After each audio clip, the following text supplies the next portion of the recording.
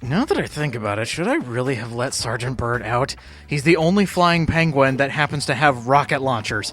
Jeez. What's going on, everyone? It's the Niskel. Welcome back to Spyro, Year of the Dragon. In the last episode, we made it to Midday Gardens and released Sergeant Byrd. And in this episode, let's help him clean up his homeworld, because I'm sure it's gotta be a mess. I have to train the hummingbirds. They must be in peak physical condition if we're going to take on the sorceress. Look at that. Off for leave under circumstances of capture, and he's already back in action. Sergeant Byrd.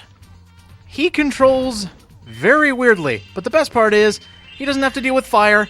He just has firepower. Sir, the situation is this. Yesterday at 18:45 hours, the Rhinox invaded. We defended as best we could, sir, but without your leadership, we didn't put up an effective resistance. By 1900 hours, the rest of the squad was captured and the Rhinox had complete control of the base. The entire base taken, all without Sergeant Byrd. Now, I love the concept behind Sergeant Byrd. He is a flying penguin, which is already in inconsistency, and he also knows two moves: fly and shoot. Shoot first, ask questions later. I like how Sergeant Byrd works.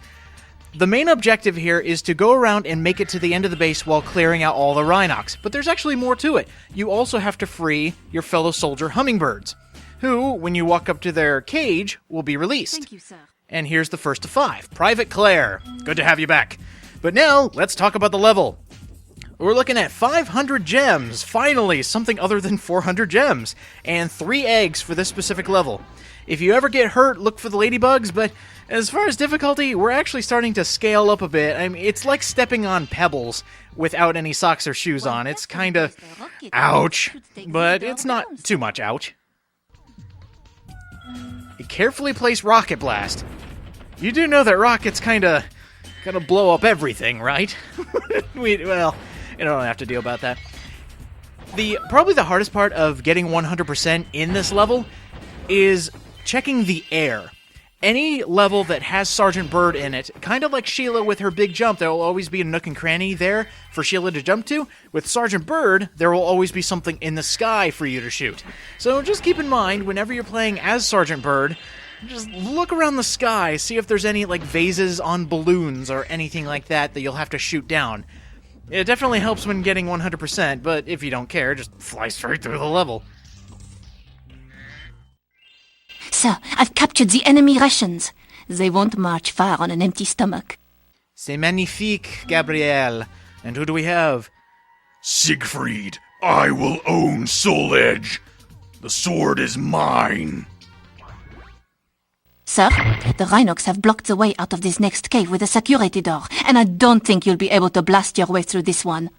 Recommend you land on the weights and carry them to the pressure-sensitive security switches either side of the door. When in position, press the square button to drop the weight. Press the triangle button once to look down. Press it again to look up, sir. Sounds cool. So, something else that Sergeant Byrd can do to make up for the fact that he can't do a lot, I mean, don't get me wrong, I mean, he can blast everything with rocket launchers and he can fly, but the other thing he can do is, for targets that are too big or something that the rocket launcher can't handle. By the way, I forgot to mention, sometimes the rockets home in. I say sometimes because you'll be looking straight at an enemy shoot and it won't lock on, but sometimes, when you're close enough, it'll lock on. So as Private Gabrielle, I guess, was saying, when you pick up something, a specific something that you can carry around while flying, such as this anvil here, and a little later we get to drop explosives. It's actually really funny. If you press the triangle button while in midair, you can get a top-down view, which will help you drop things. That is so helpful, because then you'd be dropping blindly, like, items, anvils, everything. You would just be dropping it blindly, and that would get annoying fast. Oh, we released another hummingbird. What do you have to say, soldier? Request permission to cheer, sir. Please. Thank you, Private. Back to your station. Yeah, the hummingbirds all have something special to say, just because, they look up to you. I never thought hummingbirds to be the violent type. Well, I guess they are speedy warriors. That would be really interesting. And I think I'm looking too much into bird warfare. I don't think I should do that. That'll go into very interesting discussion pieces. I actually do like how this entire level looks like a battlefield. Like, a lot of stuff went down here, and we need to take back this homeland. And probably the best thing, those guys in the air, they look like tooth fairies. But they have, like, giant nets to capture the birds. That's actually kind of clever. The fact that they need giant nets to catch all the birds. I mean, it's not going to work, because have you seen how big these birds are? They're almost as big as a human. I guess there hasn't really been a size scale, has there? As compared to, how big Spyro is, how big all the animal friends are. We're actually going to be getting another friend in the next world, and he is huge compared to everyone else. Alright, so this section introduces another piece that we can pick up, apart from the anvils. We can actually pick up bombs. You heard me right. We're going to be dropping torpedoes. And it's great. You can drop these torpedoes and actually bust open chests, which is how you'll get the rest of the gems, because you saw on the way here there was a chest we needed to bust open, but no torpedo. But now we do. And a little challenge to yourself, you see those little hedgehogs that have been running around? Try to kill them. If you can't hit them with a rocket, hit them with a torpedo. And I think that's it. Mission accomplished. It's great to have you back, sir. It's good to be back, Corporal Gabrielle. I called you Private Gabrielle earlier. Ryan Lee suffered from a nap attack. I actually don't know what Ryan Lee is a reference to. There is a reference in here, and I'll show it a bit later. Alright, this huge section of the battlefield. Gems everywhere. In the sky, in Unbreakable Chests. You need to look everywhere if you want to get 100%. And this level, as far as, difficulty is concerned, I know I should have mentioned this a bit earlier, but everything has a projectile except for the actual flying enemies, which is kind of weird. The ones that are in the air have these butterfly nets trying to catch you, but everyone else throws or shoots something at you. This is the most violent, non-violent thing I have ever seen when talking about war. It's like Sergeant Byrd here, ready to take my hummingbirds into battle. Look out! They've got Potted plants. Oh, the cartoony warfare. It's just hilarious. There she goes! I don't have anything. I shouldn't really make bomb jokes. That'd be weird. But do know that as soon as you pick up a pack of torpedoes, you get 4 of them. So if you happen to run out of chests to blow up, rain Armageddon from the sky. This is the best feeling. Let's see. Wow, it was kind of phasing into the other one. And how on earth am I holding 4 of these bombs? I've just got 2 feet. I can barely hold 1. And did I get that guy? Couldn't exactly hear it. Yeah, I think I got him. Sparks is going to be your biggest ally in this level to pick up gems because they're kind of hard to see. You have multiple levels in this one level where gems could be anywhere. And sometimes they're on lava.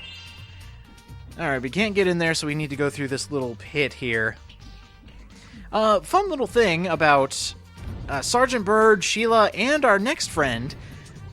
If you hack the game and do not free Sergeant Byrd, so instead of paying off money bags, you just somehow go into this world and finish it.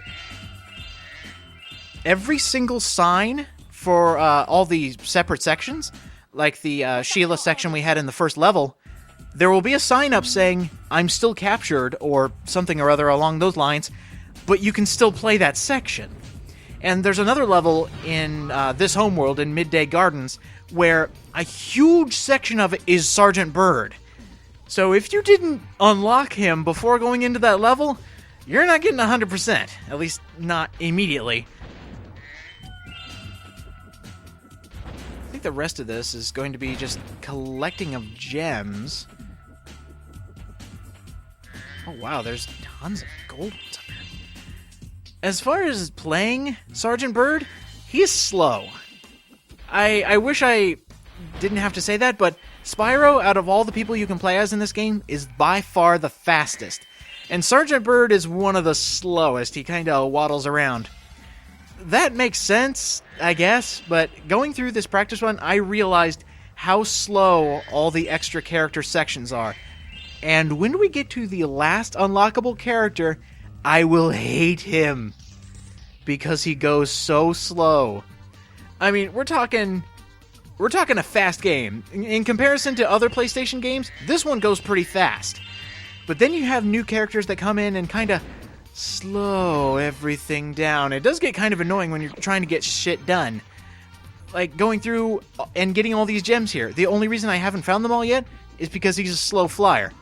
Now, is that to say he's a bad character? Of course not. He's a really good character, very interesting inclusion into this game, which normally just had one character to play as. And then they added tons more into this last iteration to finish off the trilogy. That's good. Ideas are good. It just could have been implemented a little better. Maybe not a penguin, but I don't know, what's faster? A hummingbird! We couldn't have used a hummingbird with rocket launchers on it. That would have made it go lightning fast. I don't know, it's just my own personal complaint. Alright, so as far as I know, I've collected all the gems in that section. There's one more chest we need to blow open, believe it or not. I don't know if you saw it in passing, but all the way at the beginning, there is a chest. And probably the easiest way to take out those hedgehogs is with a bomb from the sky. It's worked for me in the past. And here we go. And to me, this is really smart. Okay, so you have the chest here. What happens if you blow it up? It takes out an entire section of the entire floor. And what's down here? The last of the hummingbirds.